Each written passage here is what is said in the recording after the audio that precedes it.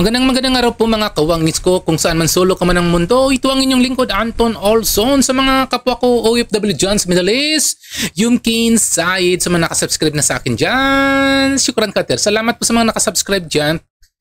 Pati i-likes din nyo yung mga videos ko. Alam mo nga natin, pag-usapan natin tungkol po kay Vico Sotto. Kasi nga, sa dating pahayag ni Sas Rogando Sasot, nagpadala po ng komento si Vico Sotto kay Sas na parang bisit na bisit siya kay Sas at nagagalit. Kung siya yun kung siya yung nagbigay ng ng kanyang komento. Parang walang diin ng kanyang mga sinasabi. Kaya pinagtatawa na lang siya ni Sas pati ni Joey Cruz si Vico Sotto. Dito panoorin po natin ang kanyang mga diskurso ni Sas Rogando Sasot tungkol kay Vico Sotto. Alam mo yung it will be a needle in a haystack para makita mo yung comment ko. So, ibig sabihin, nagbabasa siya ng comment. Nagbabasa siya ng comment. Tapos, yung comment pa niya, sabi ko lang sa kanya, ikaw na magpakalan. Oo. Hindi na mga diskaya. Tapos, ano ba yung mga drama-drama? True. Ayan, baka hindi pa nakita nung iba eh. Pakita lang natin yung sagutan. Oo, basahin mo. Diba? Ewan ko ikaw ba nagsulat niyang Vico or... So ito na yung reply ni Vico Sotto kay Sas. Sabi niya, Vico Sotto, Sas Rogando Sasot, matalino na tao ngayon. Alam nila ang kaibahan ng organic comments at messaging mula sa ops. Ang tanong, bakit? Ano ba ang mali sa sinabi ko na gusto akong baliktarin ng mga boss nyo? Wow, o baka mali ang tanong. Ano ang tama na ayaw nyong marinig sa mga totoong taong tignan niyo ng maigi ang lahat ng side at kayo ang maghusga. Yan po ang sinabi ni yan po ang sinabi ni Vico Sotto tungkol sa mga pahayag ni Sas Rogando Sasot. So ito na ang mga sagot ni si Sas Rogando Sasot. Panoorin natin. Sabi mo ikaw na lang magpangalan ng mga involved, sabi ni Sas.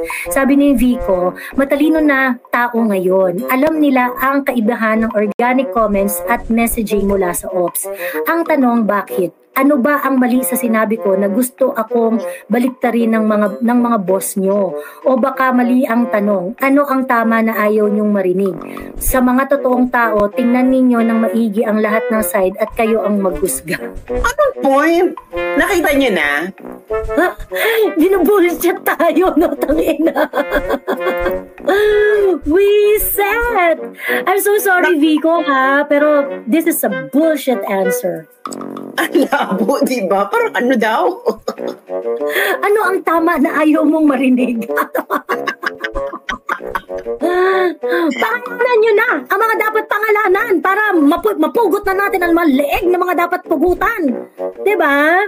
Diba na parang, ano mo yung parang, ano mo sa barkada, yung bigla na lang na may nag-flare up.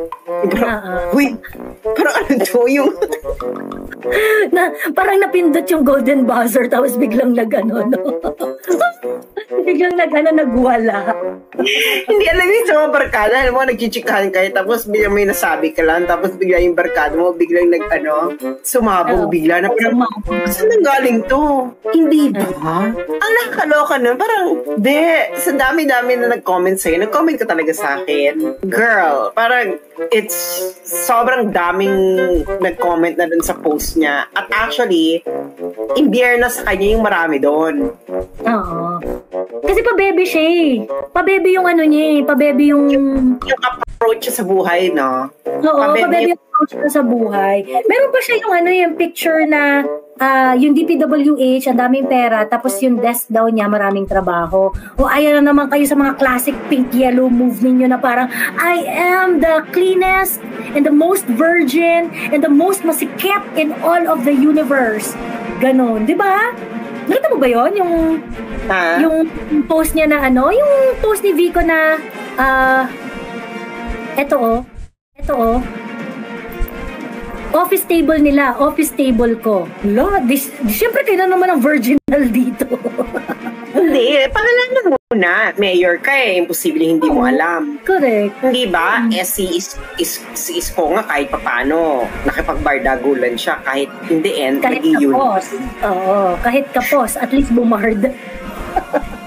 Bago nakipagbati kay Joel Chua, at least meron siyang mga nakakatakot na threats. Diba, unang-una, anong sagot yan? Hindi ba? Matalino ng tao ngayon, alam nilang kaibahan ng organic comments at messaging mula sa ops. Anong ops? Bakit kayo ops? Kasi nga mga kawangis ko, kasi nga kung mapapansin nyo, si Vico Sotto po yung nagsiwalat ng katiwalian tungkol sa mga diskaya. Ngayon, yung mga diskaya po ay naglabas na ng listahan. Pero hindi nagustuhan ni Vico Sotto at hindi rin nagustuhan ng Senate President na uncle niya na si Tito Sotto. Yun po ang gustong palabasin nila sa Surgando Sasot. Na kung ayaw mo sa isang listahan na naglabas yung mga kaaway mo, hindi maglabas ka ng maglabas ka ng ebidensya mo para mapatunayan kung ang nilabas ng mga Diskaya family ay mali. Ay wala wala talaga naglabas ng mga listahan tungkol sa katiwalian sa flood control. Wala Tapos ngayon, mag-a-against sila sa mga Diskaya, which is wala naman silang nilalabas na mga ebidensya. Ang Pangulong Marcos Jr. wala ring nilabas na mga ebidensya, 'di ba? Kung mapapansin niyo. Pero ngangaw sila kaso lang wala silang nilalabas na listahan. Kaya sino pang paniniwala natin? At siyempre ang paniniwala natin, yung mga nilabas na listahan, yung kay Diskaya. Yun po ang gustong palabasin nila sa Surgando. Parang hindi ba? Oo, bakit very political yung concerns ninyo rather than real problem? Diba? Kasi yung ops na yan, mga political problem yan Diba? Bakit naging political problem yung pangalanan mo na ang mga sangkot? Correct. Kasi the best list we have right now ay listahan ng mga Diskayas. Correct. Meron ba bang iba? Ano ba bang ibang listahan? After naman magpangalan ng mga Diskaya, saka sila nagimbal at nagkaroon na sila ng, hindi isama mo si ganyan, hindi dapat isama mo sa ganyan. Hindi ba? Whether you don't like the Diskayas or not, sila lang ang merong listahan ngayon ng extensive. Correct. Diba? May DPWH politician, diba? Kayo nga, ang dami-dami yung sinasabi na, naku, bakla itong kay Magalong ewan ko dito kay Kayo, ilang buwan niya nang ginagawa yan ni Magalong na, naku, marami talaga, 40% na nga ang anuhan. Ilang buwan mo na sinasabi. Kasi naman din yan. Diba? Actually, last year pa niya sinasabi yan. Siyempre, noong umpisa, bongga, di ba, ipopost mo, ito, si Magalo nagsasalita na. Tapos sinabi uli, okay. Kasi nga kung mapapansin yung mga kawangis ko, di ba, mangaungaw din si Mayor Magalong, simulat sa poll, nagpapa-interview sa mga sa mainstream media. Pero wala rin siyang nilalabas na mga listahan kung sinong sangkot po sa katiwalian sa gobyerno. Ang pinakadabis lang ang naglabas ng listahan sa gobyerno na sa katiwalian na sangkot ay yung mga Diskaya family. Pero ang problema doon, ayaw paniwalaan ng Senate President, ayaw paniwalaan ni Vico Sotto, kasi nga halos ang mga tao doon na nakasangkot doon sa listahan ay mga kakampi nila. Di ba? Mga kakampi po ni Tito Sotto sila ni Romualdez, di ba? Kita mo, hayagan na nakikita yung mga picture nila dalawa magkasama sa picture si Tito Sotto pati si Romualdez. Lalo pang election time, magkakasama sila. Kaya hindi hayagan. Tignan mo, kung yung papakinggan ninyo, hindi hayagang sabihin ni Tito Sotto tungkol kay Romualdez. Hindi niya sinasabi na si Tito Sotto o si Romualdez ay sangkot sa katiwalian. Wala. Pero kung titignan natin ang pinakabuong issue, ang protector talaga dyan, si Tambaloslos at si Saldico. Pero hindi nila sinasali sa kanilang mga usapin. Kaya ngayon, wala Si ngangaw rin ng ngangaw. Sino dyan ang nagngangaw ng gusto? Si Vico Sotto ngangaw rin ng ngangaw. Tapos hindi rin sila naglalabas ng totoong dahilan kung ano ba yung kung ano ang mga listahan. Wala namang nilalabas silang listahan. Alam mo, ang pinakalegal lang nang naglabas ng listahan at nang submit ng affidavit ay si Diskaya Brothers. Diskaya family.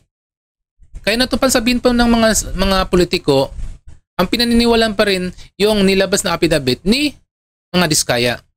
Kasi ang iba nagsasalita lang, walang resebo eh. Ito sa mga Diskaya may resebo. Asa ng ledger na sinasabi? Diba? Sabi rin yan ng mga Diskaya family, maglalabas sila ng ledger kapag hiningi sa kanila. O bakit hindi siya pinayagan ni Hindi siya pinayagan ni Tito Soto na maglabas ng ledger. O, di ba obvious na obvious may pinagtatakpan? Pinagtatakpan kaya ngayon pinagtatawanan sila ngayon ni SAS pati ni Joey Cruz kasi nga sa kanyang mga kabalintunaan na ginagawa ng mga politiko diyan sa gobyerno lalo pa kay Tito Soto. 'Di ba? Dapat kung gusto niya mapatunayan na may kinalaman yung mga politiko, hingin nila ng ledger. But willing naman magbigay ang mga Diskaya. Ang Diskaya po ay willing magbigay ng ledger doon sa mga tao na binanggit nila sa listahan. Pero parang iniiwas yan siya ni Tito Soto. Mga kawangis ko, yan po ang totoo yan. So ngayon yan muna yung update natin sa araw na to at sa mga kapwa ko OFW dyan na hindi pa nakasubscribe sa akin, subscribe nyo naman sa mga kapwa ko OFW. Masalam and bye-bye muna sa ngayon.